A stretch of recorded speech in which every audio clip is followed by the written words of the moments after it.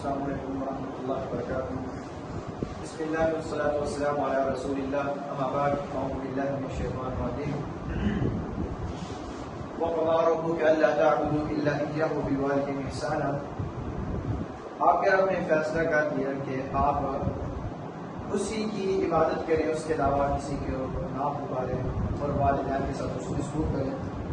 جس طرح آپ نے کل والدہ سے ریلیٹڈ پڑھا تھا کہ اس کا کیا حق ہے، کیا حقوق ہے اور اسلام نے اسے کیا مرتبہ دیا ہے، آج ہم والد کے متعلق پڑھیں گے کہ باپ کی شان کیا ہے، اس کا ہوگا، اس کے حقوق وہ کیا ہے، وہ آج ہم پڑھیں گے۔ سب سے پہلے میرا ایک پوائنٹ یہ ہے کہ والدہ کے بعد باپ سے حسن سلوک۔ آج جس طرح ہم نے پہلی حدیث پڑھی تھی جس میں آپ صلی اللہ علیہ وسلم کے پاس ایک شخص آیا، اس نے پوچھا کہ اللہ کے رسول صلی اللہ علیہ وسلم میں کس کے ساتھ نیکی کروں، تو آپ صلی اللہ علیہ وسلم نے فرمایا تو اپنی والدہ کے ساتھ کر۔ پھر دوسری دفعہ سوال کیا، پھر فرمایا والدہ کے ساتھ، تیسری دفعہ پوچھا، پھر بولا والدہ کے ساتھ، پھر چوتھی مرتبہ پوچھا تو پھر بولا اپنے باپ کے ساتھ نیکی کا، حسن سلوک کا۔ اس لیے ماں کے بعد جو حسن سلوک کا حق ہے وہ کس کا ہے؟ باپ کا ہے۔ یہ پہلا پوائنٹ ہے۔ دوسرے نمبر پوائنٹ ہے کہ باپ کی رضامندی سے اللہ کی رضا ہے۔ اس کے متعلق نبی اکرم صلی اللہ علیہ وسلم کی حدیث ہے، آپ صلی اللہ علیہ وسلم نے فرمایا رضا ربی فی رضا الوالد، اللہ کی رضا جو ہے والد کی رضا میں ہے، وسخط ربی فی سخط الوالد، اور رب کی ناراضی والد کی ناراضی سے ہے۔ یہ لفظ ناراضگی نہیں بولیں گے، اصل لفظ ہوتا ہے ناراضی، کاف اس میں نہیں آتا، یہ اردو میں ہے۔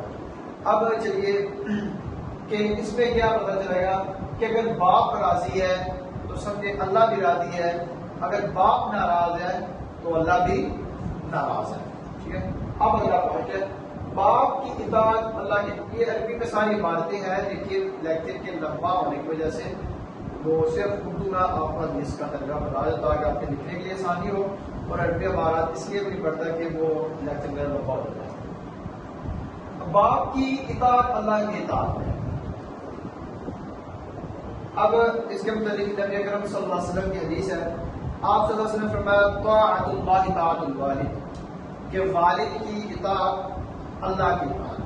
والد کی اطاعت کر رہے ہیں، فرما برداری کر رہے ہیں، اس کا کہاں مان رہے ہیں، اس کو فالو کر رہے ہیں، تو سمجھے آپ اللہ رب العزت کو فالو کر رہے ہیں، اللہ کا کہاں مان رہے ہیں، اللہ کی اطاعت کر رہے ہیں۔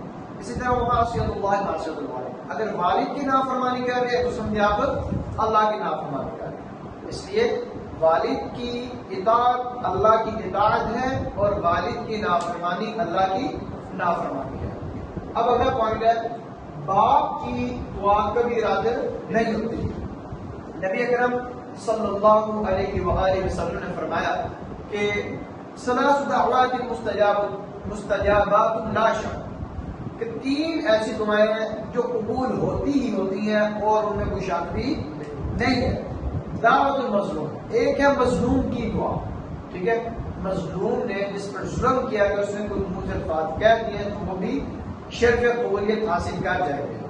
دوسرے نمبر پہ دعوت المسافر، ایک مسافر کی سفر کرنے والے کی دعا اللہ رد نہیں کرتے، قبول ہوتی ہے۔ اور تیسری دعوت الوالد علی ولدہ، والد کا اپنی اولاد کے حق میں دعا کرنا بھی اللہ کبھی رد نہیں کرتا۔ یہ تین اشخاص، ایک اور حدیث میں الفاظ ہے کہ روزے دار کی دعا بھی اللہ کبھی رد نہیں کرتا۔ یہ حدیث آپ نے نوٹ کر دیا، ٹھیک ہے۔ یہ والد تھے، آپ دعا کروایا کریں، یعنی منہ سے کہہ کروانا تو اتنا مزہ نہیں آتا، آپ اس طرح کہیں تو ایسے اعمال کریں، ایسے کام کریں کہ آٹومیٹکلی کے دل سے زبان سے آپ کے ہاتھ میں دعا نکلے، چاہے وہ بیٹا بیٹی ہے، اس کو والد کی اطاعت میں اتنے اچھا سلوک کرنا چاہیے کہ والد خود بہت آپ کے لیے دعائیں کرے، تو وہ جو دعا نکلی ہوگی ان کے زبان سے تو انشاءاللہ وہ قبول ہی ہوگی، کیونکہ اللہ کے رسول صلی اللہ علیہ وسلم کی بات جھوٹی نہیں ہو سکتی، کہتے ہیں اللہ اسے قبول کرتے ہی کرتا ہے۔ اب دعا سے آگے تین یہ چیزیں نکلتی ہیں۔ پارٹ نمبر آپ کے کہ میں والد سے دعا کروائی وہ قبول نہیں ہوئی، تو اس کے متعلق آپ یہ حدیث کو مائنڈ میں رکھیے گا کہ اگر آپ خود دعا کرتے ہیں والد کرتے ہیں تو اللہ کے رسول صلی اللہ علیہ وسلم میں دعا کے تین پہلو بنتے ہیں۔ ایک دعا ہے کہ آپ کرتے ہیں فوراً قبول ہو جاتی ہے، آپ کا اس کا نتیجہ سامنے آپ آ جاتا ہے، یا ایسا ہوتا ہے کہ وہ فوراً قبول کا نتیجہ سامنے نہیں آتا لیکن اس دعا کی وجہ سے آپ پر کوئی بڑی مصیبت آنے والی ہوتی ہے وہ ٹل جاتی ہے۔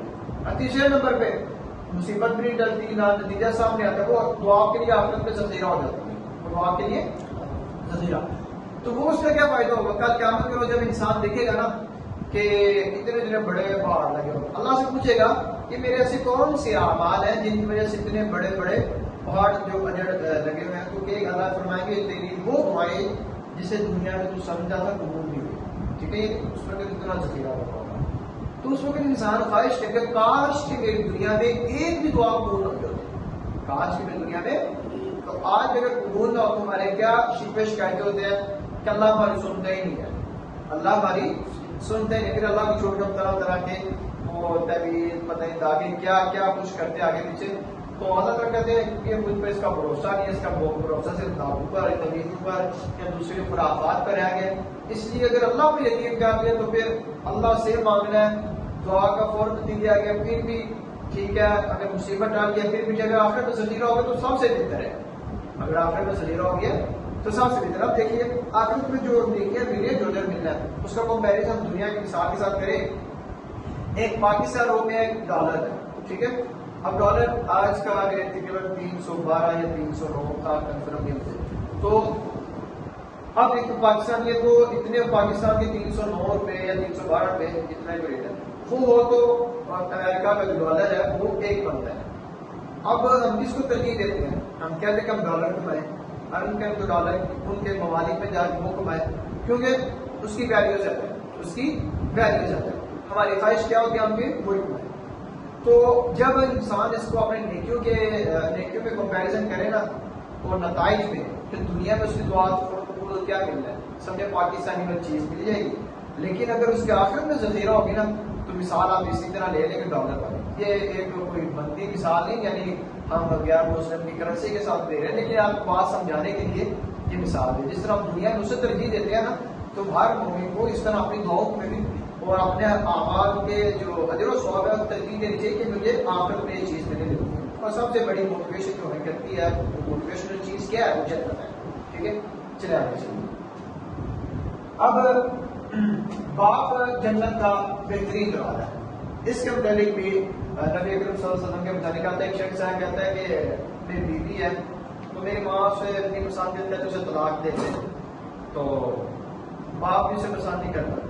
تو آپ صلی اللہ علیہ وسلم نے فرمایا کہ میرے باپ کی نا رضامندی کو رکھنے کے لیے کہتے ہیں کہ باپ جنت کا اوسط ابواب الجنہ، جنت کا بہترین دروازہ، درمیانی دروازہ. ان شئت احفظھا، اگر تو چاہے تو اس کی حفاظت کر دے، اور حیا اس کو ظاہر کر دے. یعنی ان کے کہنے کا مطلب تھا کہ باپ جنت کا دروازہ ہے، آپ نے اس کو راضی کیا، اس کی بات کو مان کے طلاق دے دی تو تم نے باپ کی فرمان برداری کر دی، تو سمجھے تم نے جنت کے دروازے کی حفاظت کر. ٹھیک ہے، اس کا یہ مفہوم. اب آگے باپ کافی بھی ہو تو اس نے سلوک کرو. اس کے متعلق ہے کہ عبداللہ بن ابی منافق، اس کا نام آپ نے سنا ہی ہوگا، منافقوں کا سردار تھا. تو یہ اپنے ساتھیوں کے ساتھ ایک دیوار کے سائے میں بیٹھا ہوا تھا. تو آپ صلی اللہ علیہ وسلم گزرے تو آپ صلی اللہ علیہ وسلم کے متعلق کہتے ہیں کہ ابن ابی کمشا، ٹھیک ہے، یہ کہتے ہیں ابو کمشا نے ادھر سے گزرا، اس نے کیا کیا کہ ہمیں یہ کیا ہوئی ہے، کہتے ہیں غبار جو ہے گرد، کہتے ہیں ہم کا آدمی ہے ہمیں گرد آلود کر دی ہے، غبار آلود کر دی ہے. اس طرح کے نا اس نے الفاظ کیے تھے نبی اکرم صلی اللہ علیہ وسلم کہ ابن ابی کمشا نے ہمیں غبار آلود کر دیا. تو عبداللہ بن ابی کا بیٹا وہ تو مسلمان تھا، سچا تھا، صحابی تھا. تو اس نے آپ صلی اللہ علیہ وسلم کے پاس سے آپ سے جب پتا چلا کہ میرے باپ نے گستاخی کی، آپ کے بارے میں اس طرح کے الفاظ کیے، تو آگے کہتے ہیں والذی اکرمک والذی انزل علیک الکتاب، قسم اس ذات کی جس نے آپ کو مثلا آپ کو عزت دی، قسم اس ذات کی جس ذات نے آپ کو کتاب کے قرآن مجید کو نازل کیا، لئن شئت لآتینک رأسا، اگر آپ چاہے، اگر آپ مجھے اجازت دیں میں ضرور اس کا سر لا کر آپ کے پاس رکھوں گا. یعنی اپنے باپ کا سر لے آؤں گا کیونکہ اس نے آپ کو گستاخی کی ہے. اپنے باپ دیکھو بیٹا کیا کہہ رہا ہے، باپ کافی ہے، لیکن آپ صلی اللہ علیہ وسلم نے کیا فرمایا؟ اللہ ایسا نہیں کرنا، بلکہ کیا کہہ رہا ہے ولیکن برابا کا، لیکن تو اپنے باپ کے ساتھ نیکی کر، حسن سلوک کر، ایسا نہ کر، وہ تیرا باپ ہے. وہ احسن صحبت، اور اس کے ساتھ اچھا سلوک کر. دیکھیے اس سے پتا چلتا ہے یہ قرآن میں لکھا گیا ہے کہ آپ صلی اللہ علیہ وسلم فرمایا کہ باپ کافر بھی ہے پھر بھی آپ اس کے ساتھ کیا کرنا ہے؟ اس نے سلوک کرنا ہے، اچھا سلوک کرنا، اچھا برتاؤ کرنا. اگلا پوائنٹ ہے بیٹے کا مال بھی باپ کا ہی ہوتا ہے. عبداللہ بن عمر بن العاص کہتے ہیں کہ ایک شخص نے آپ صلی اللہ علیہ وسلم کے پاس عرض کیا، کہتے ہیں ان ابی اجتہد، میرے باپ نے سارا مال ختم کر دیا، میرے باپ نے سارا مال ختم کر دیا. تو آپ صلی اللہ علیہ وسلم نے فرمایا انت و مالک لابیک، تو اور تیرا مال دونوں تیرے باپ کا ہے، تو بھی اور تیرا مال بھی دونوں تیرے باپ کا ہے. تو آپ صلی اللہ علیہ وسلم نے فرمایا ان اولادکم من اطیب کسبکم فکلوا من اموالہم، تمہاری اولادیں تمہاری بہترین کمائی ہے، تمہاری اولادیں تمہاری بہترین کمائی ہے، لہذا تم ان کے مالوں میں سے کھاؤ. اس لیے پتہ چلا بیٹے کا مال بھی باپ کا ہی باپ ہے. اب اللہ پوائنٹ ہے باپ کی دعا والا واقعہ. ایک واقعہ اس طرح کہ ایک شتربان تھا.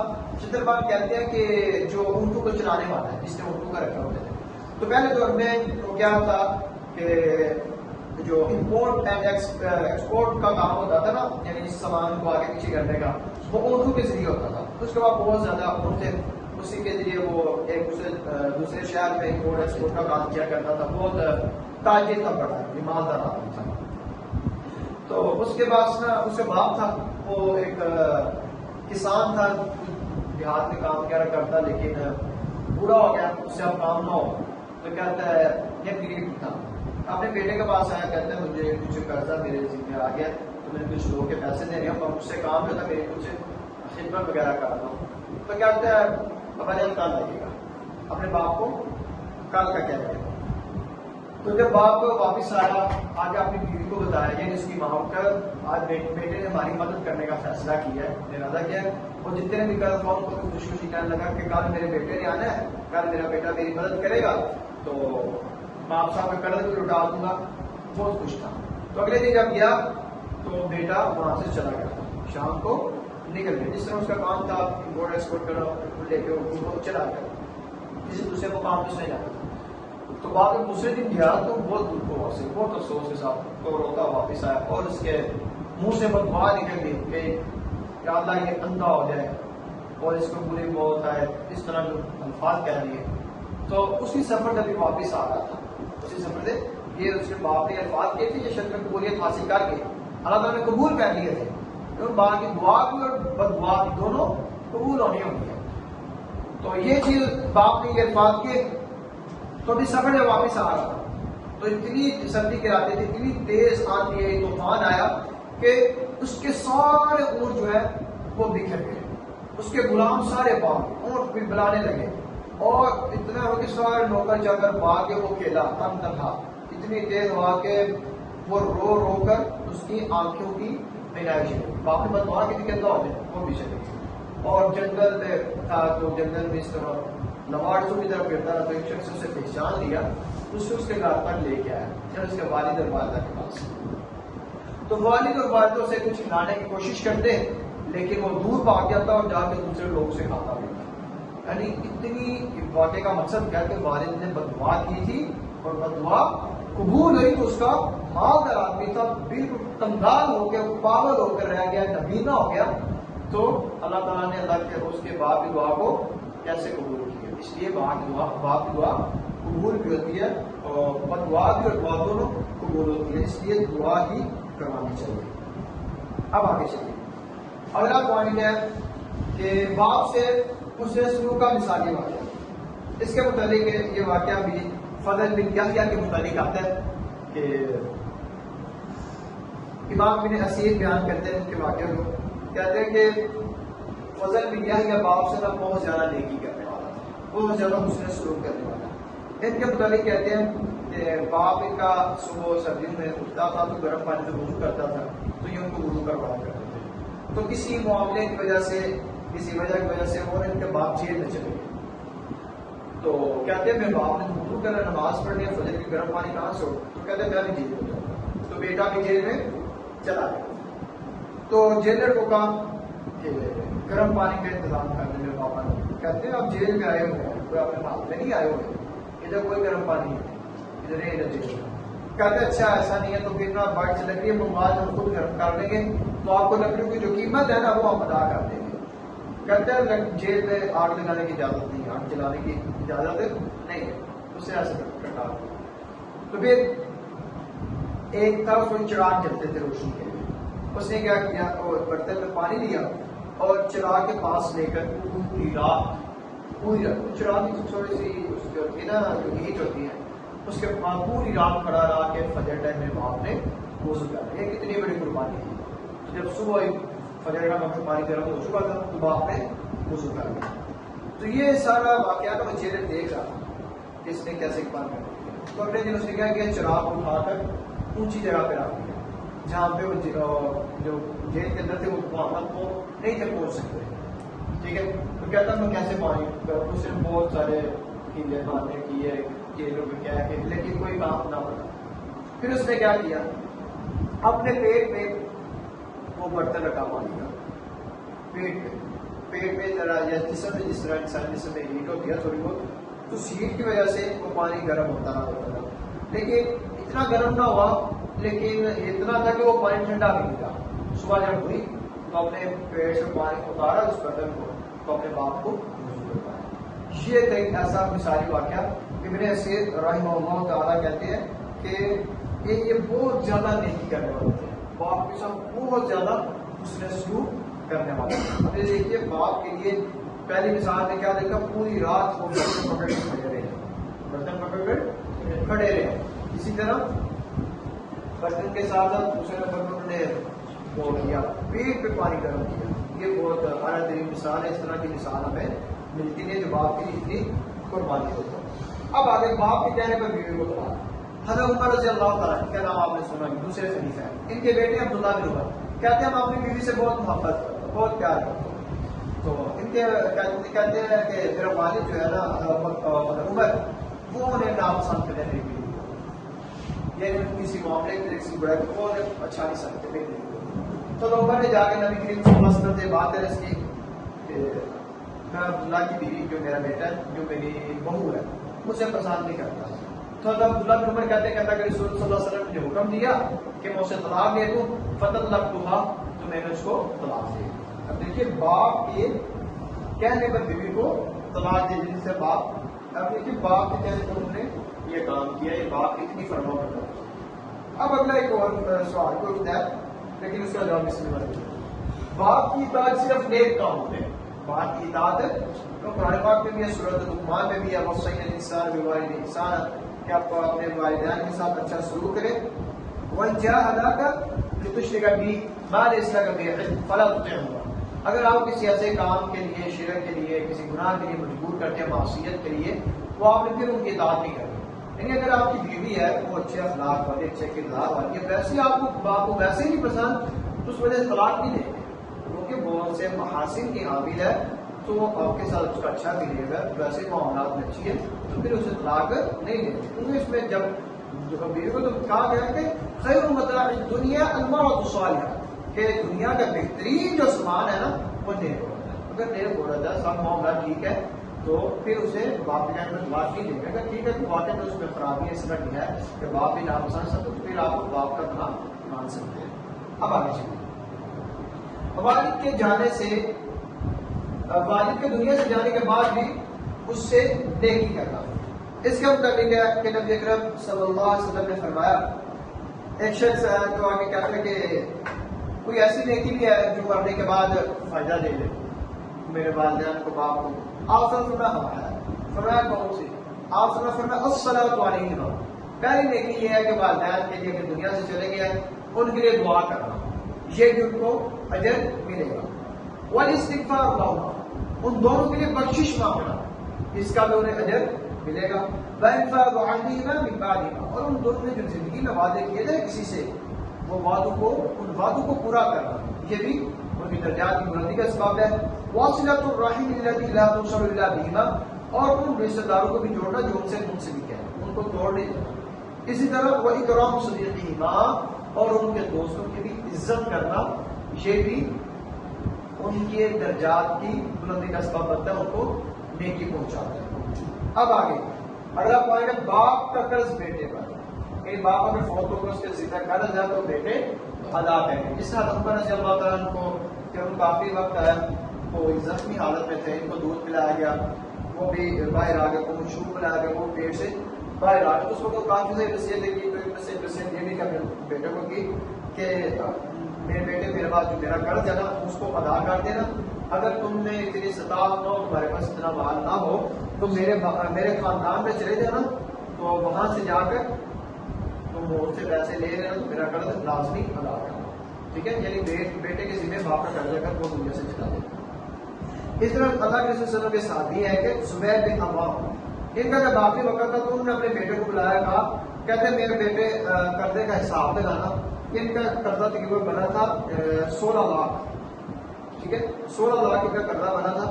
تو اس وقت کہتے ہیں میرے بیٹے کا حساب لگانا, اور اگر تیری طاقت ہوا تو یہ قرضہ ادا کر دینا, اگر یہ کم پڑتا ہوا تیرے پاس اتنے پیسے نہ ہوئے تو اللہ سے مانگ لینا. تو کس سے مانگ لینا؟ اللہ سے مانگ لینا. تو کہتے ہیں عبداللہ بن زبیر کہتے ہیں میرے والد نے مجھے یہ نسخہ بتا دیا تھا. تو ایک شخص ہے تو اس نے آ کر مجھ سے کہا کہ عبداللہ بن زبیر, وہ کہتے ہیں کہ اگر تمہارے پاس اتنے پیسے نہیں ہیں تو میں تمہاری مدد کر سکتا ہوں. تو آگے سے کہتے ہیں نہیں, میرے والد نے مجھے نسخہ بتا دیا تھا کہ میرے پاس نہیں ہے وہ تو میرے کس سے لینا ہے؟ اللہ سے. تم اللہ سے لے لوں گا, مجھے نہیں چھوڑا. اب یہ دیکھیے اس پورے دعا واقعات سے کیا پوائنٹ نکلتا ہے کہ باپ اگر فوت ہو جائے تو قرض کس نے ادا کرنا ہے؟ بیٹے. اس کے مطابق ایک حدیث کیا کہ نبی کریم صلی اللہ علیہ وسلم نے فرمایا کہ اگر قرض ادا نہ کیا جائے تو انسان کی جو روح ہے وہ زمین و آسمان کے درمیان لٹکی رہتی ہے, چاہے وہ عورت ہے مرد ہے, جس میں کچھ لینا دینا تو دنیا میں کوشش کی اس کو لوٹا دے, واپس کر دے. کوئی پتہ ہی بعد میں آپ کے پیچھے اس طرح کے ہے کہ نہیں کہ اس کو ادا کرے یا نہ کرے. اس لیے زندگی میں قرض وغیرہ میرے فرزند صاحب صلی اللہ علیہ وسلم سے پناہ مانگتے, اللہم انی اعوذ بک من غلبۃ الدین, کہ یا اللہ قرض سے پناہ مانگو, کیونکہ قرض سے انسان پھر بہت آگے چلا جاتا ہے, پھر جھوٹ بولتا ہے, معاہدے کرتا ہے, تو بہت سارے گناہ گار. اس لیے قرض سے پناہ مانگو. اگر قرض آ گیا تو اس کو اتارنے کے لیے دعا کیجیے, اللہم اکفنی بحلالک عن حرامک واغننی بفضلک عمن سواک. ٹھیک ہے, یہ دعا کرتے رہے تو آپ کو قرض بھی انشاءاللہ اتر جائے گا. اللہ کے رسول صلی اللہ علیہ وسلم نے بتایا. اب یہ دعا چاہیے ہوگی تو انہوں نے بتایا کہ میں سینڈ کر دوں گا.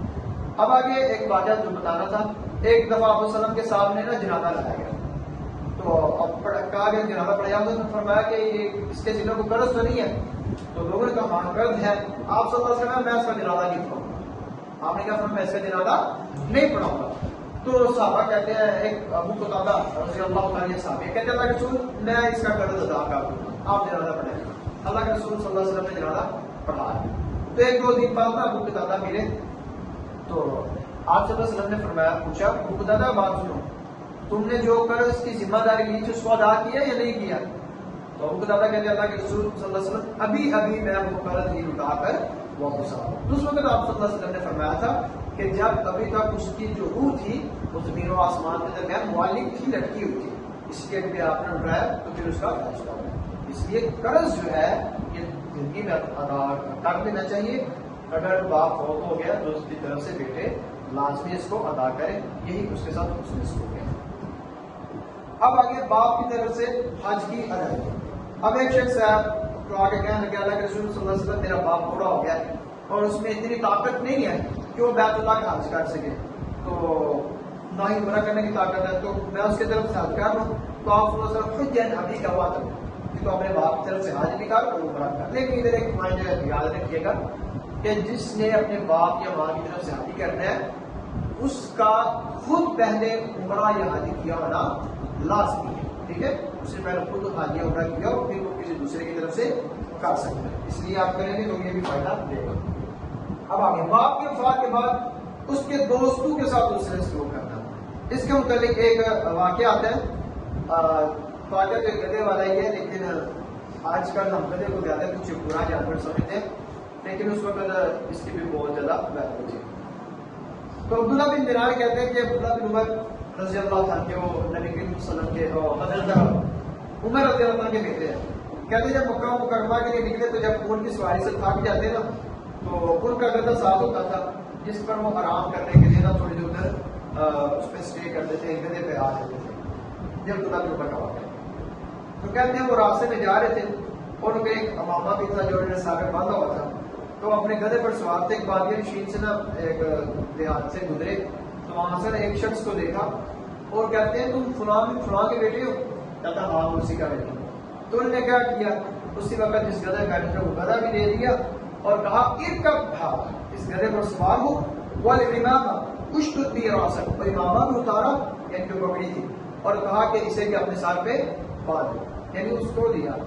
تو جب ان کا جو ساتھ لوگ تھے وہ کہتے ہیں عبداللہ بن عمر سے غفر اللہ لک آتی بہذا العرب، اللہ آپ کو معاف کرے، اللہ آپ کی بخشش کرے، آپ نے اس عراقی کو، اس دیہاتی کو، اس بدو کو آپ نے یہ ساری چیزیں دے دیا، اپنے گدا بھی دے دیا، اس پہ آپ آرام کرتے تھے، اور اپنے جو امامہ تھا جو پگڑی تھی بھی آپ نے سب دے دیا۔ تو آگے سے کہتے ہیں کہ میں نے نبی اکرم صلی اللہ علیہ وسلم کو فرماتے ہوئے سنا تھا ان من ابر البر صلۃ الرجل اهل بد به بعد ان ولي وان اباه كان صديقا عمر، کہتے ہیں کہ میں نے رسول صلی اللہ علیہ وسلم سے سنا تھا، آپ فرما رہے تھے کہ والدین کے ساتھ بہترین سلوک میں سے یہ بھی ایک سلوک ہے، یہ بھی ایک حق ہے کہ جب اس کا والد رخصت ہو جائے تو والد کے دوستوں کے ساتھ محبت رکھنا، محبت کا رشتہ رکھنا، ان سے حسن سلوک کرنا، یہ بھی ایک حسن سلوک ہی ہے۔ تو کہتے ہیں اس لیے اس کا جو والد تھا وہ میرے بابا کا دوست تھا، اس لیے میں نے اس کے ساتھ حسن سلوک کیا، گھڑا بھی دے دیا، اپنا ماما بھی دے دیا۔ اس سے پتہ چلتا ہے کہ اگر والد کا جو دوست ہے ان کے ساتھ حسن سلوک کریں گے تو یہ بھی ایک نیکی کا سبب بھی ہے، اور حسن سلوک میں یہ چیز آتی ہے۔ اب آگے آخری پوائنٹ، باپ کی طرف سے صدقہ خیرات کرنا۔ باپ کی طرف سے کیا زیادہ لمبا نہیں ہو گیا؟ باپ کی طرف سے صدقہ خیرات ہے کہ ایک شخص عبداللہ بن عمر صحابی رسول صلی اللہ علیہ وسلم رضی اللہ تعالیٰ، اور آگے کہتے ہیں عبداللہ بن عمر بن عاص، کہتے ہیں کہ عاص بن وائل نے 100 غلام آزاد کرنے کے نا انہوں نے وصیت کی تھی، کہتے ہیں کہ میرے بیٹوں تم نے 100 غلام آزاد کرنا ہے۔ تو ان کے ایک بیٹے نے نا ہشام نے 50 غلام آزاد کر لیے، اور دوسرا ان کا بیٹا تھا عمر، انہوں نے بھی ارادہ کیا کہ 50 غلام میں باپ کی طرف آزاد کروں، تو باپ نے وصیت کی ہے۔ تو کہتے ہیں اس کے پہلے میں نے سوچا کہ اللہ کے رسول صلی اللہ علیہ وسلم سے پوچھ لیتے ہیں، تو اللہ کے رسول صلی اللہ علیہ وسلم نے جب پوچھا کہ میں باپ کی طرف سے غلام آزاد کروں تو باپ کو ثواب ملے گا؟ تو کہتے ہیں ان کا ایکچولی باپ جو تھا وہ مسلمان نہیں تھا، ٹھیک ہے، کا باپ مسلمان نہیں تھا۔ کہتے ہیں اگر تیرا باپ مسلمان ہوتا تو تم یہ غلام آزاد کرتے تو اس کو فائدہ بھی پہنچتا، لیکن وہ مسلمان ہے تو فائدہ نہیں پہنچتا۔ اس سے پتہ چلتا ہے کہ اگر مسلمان ہو باپ تو اولاد ان کی طرف سے کوئی کام کرے، نیک کام کرے تو اس کا ثواب ان کو لازمی ملے گا۔ اس کے مطلب آگے ایک اور حدیث جو پوائنٹ مجھے یاد نہیں رہا ابھی کہ باپ کے لیے دعائیں خیر کرنا، باپ کے لیے دعائیں خیر کرنا۔ اس کے مطابق نبی اکرم صلی اللہ علیہ وسلم کی حدیث ہے، یہ میں پہلے بیان بھی کی ہوئی ہے کہ آپ صلی اللہ علیہ وسلم نے فرمایا کہ جب انسان اس دنیا سے رخصت ہو جاتا ہے تو اس کے اعمال کا سلسلہ منقطع ہو جاتا ہے، ختم ہو جاتا ہے، سوائے 3 اعمال کے۔ پہلے ان میں سے ہے کہ ایسا ہی جو ایسا ہی اس نے پڑھا اور سکھایا ہوتے جس سے دوسرے لوگ مستفید ہوتے۔ یہ فارغ میں آپ کو یہ حدیث بیان کر رہا ہوں یا کوئی جو ایک بات بیان کتنی حدیث بیان کی ہے، ہر پوائنٹ کے ساتھ کوئی نہ کوئی حدیث جڑی ہوتی ہے۔ آپ کسی ایک پر بھی عمل کر لیتے ہیں نا تو میرے دنیا میں بھی تو میرے مرنے کے بعد مجھے اس کا اجر ملتا ہے۔ اس طرح آپ بھی اگر کسی کو کریں گے تو آپ کو اجر ملتا رہے گا۔ ایک یہ چیز کہ انسان کے مرنے کے بعد فائدہ دیتی ہے، تو اس کی وہ چیز کی صدقہ جاری ہے، کوئی ایسا کام کر دے، کوئی مسجد بنوا دے یا کہ جگہ کو پانی کا کنواں، اس طرح کا کام کر جس سے لوگ مستفید ہوتے ہیں، بعد میں فائدہ اٹھاتے ہیں، اس کا بھی اس کا مرنے کے بعد ثواب ملتا ہے۔ اور تیسرے نمبر فرمایا ولد صالح، نیک اولاد جو اپنے والدین کے لیے، والد کے لیے، والدہ کے لیے دعا کرے، جب دعا کرتے تو اس کا بھی ثواب والد کو پہنچتا ہے، کیونکہ اس کے متعلق حدیث ہے کہ آپ صلی اللہ علیہ وسلم نے فرمایا کہ ایک شخص تھا، اس کے نا عذاب اس کو ہٹا لیا گیا اور اس کے درجات کو بلند کر دیں۔ اسے پوچھا تھا کہ اللہ یہ میرے کس اعمال کی وجہ سے ہوا ہے کہ میرا عذاب کو ہٹا لے گا، درجات ہی بلند ہو گیا؟ تو آپ اللہ تعالیٰ فرماتے ہیں یہ تیری اولاد نے تیرے حق میں دعا کی ہے، اس دعا کی وجہ سے تم سے عذاب بھی ہٹا لیا گیا اور تمہارے درجات کو بھی بلند کر لیا گیا۔ اس لیے والدین کے لیے زندگی میں بھی اور ان کی زندگی کے بعد، ان کے وفات کے بعد ان کے لیے دعائیں کرنا چاہیے۔ اللہ سے دعا ہے اللہ تعالیٰ جن کے والدین اس دنیا میں زندہ ہیں ان کو صحت والی، ایمان والی، سلامتی والی زندگی عطا فرمائے، اور جن کے والدین اس دنیا سے رخصت ہو چکے ہیں اللہ ان کی مغفرت فرمائے، ان کی قبر کو منور فرمائے، اور ان کے اپنی تمام منازل کو آسان فرمائے. سب سے پہلی منزل قبر ہے، اللہ یہ سب سے پہلے آسان فرمائے، کیونکہ آپ صلی اللہ علیہ وسلم نے فرمایا کہ جس کی پہلی منزل آسان ہوئی اس کے لیے تمام منازل جو ہے وہ آسان ہو جائے گی. اس لیے اللہ تعالیٰ انہیں قبر کے عذاب سے محفوظ فرمائے اور پہلی منزل میں کامیاب کرے تو انشاءاللہ اگلی بھی کامیاب ہو جائیں گے، جنت کے عذاب سے محفوظ فرمائے اور جنت الفردوس میں ان کو اعلیٰ مقام عطا فرمائے. وما توفیق الا باللہ علیہ توکلت و الیہ انیب. السلام علیکم.